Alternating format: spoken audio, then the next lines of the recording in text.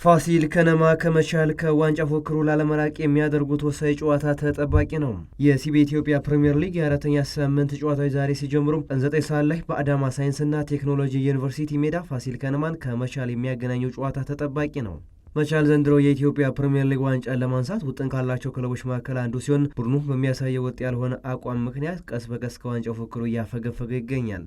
በተለይ ደግሞ ጦሩ ካለው የስብስብ ጥራት አንጻር ሊጉ ሲጀመር እዚህ ደረጃ ላይ ይገኛል ብሎ የገመተ አልነበረም። ይሁን እንጂ ቡድኑ መሪዎቹ ነጥብ ሲጥሉ ያለውን እድል ባለመጠቀሙ ምክንያት ከመሪዎቹ ጋር እኩል መራመድ አልቻለም።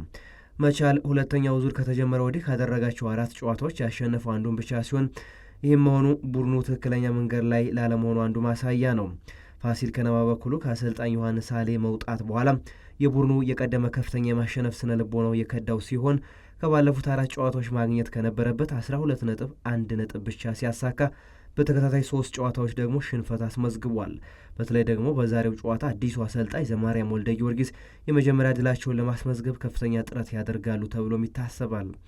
በተለይም ደግሞ ጨዋታው ለሁለቱም ቡድኖች የዛሬውን ጨዋታ ማሸነፍ በዋንጫ ፉክክር ውስጥ እንዲቆዩ የሚያደርጋቸው ወሳኝ ጨዋታ በመሆኑ ብርቱ የመሸናነፍ ፉክክር ይደረግበታል ተብሎ ይጠበቃል። ሁለቱ ቡድኖች ከዚህ በፊት 15 ጊዜ ሲገናኙ ፋሲል ከነማ 7ቱን በማሸነፍ የበላይነቱን ሲይዝ መቻል በአንጻሩ 3ቱን ሲያሸንፍ በቀሪ 5 ጨዋታዎች ደግሞ አቻ ተለያይተዋል። በሌላ የቀኑ መርሃ ግብር ቀን 9 ሰዓት ላይ በሐዋሳ ዩኒቨርሲቲ ሜዳ ሀዲያ ሆሳዕናን ከሸገር ከተማ ሲያገናኝ አመሻሽ 12 ሰዓት ላይ ደግሞ ቅዱስ ጊዮርጊስን ከባህር ዳር ከተማ የሚያገናኝ ይሆናል።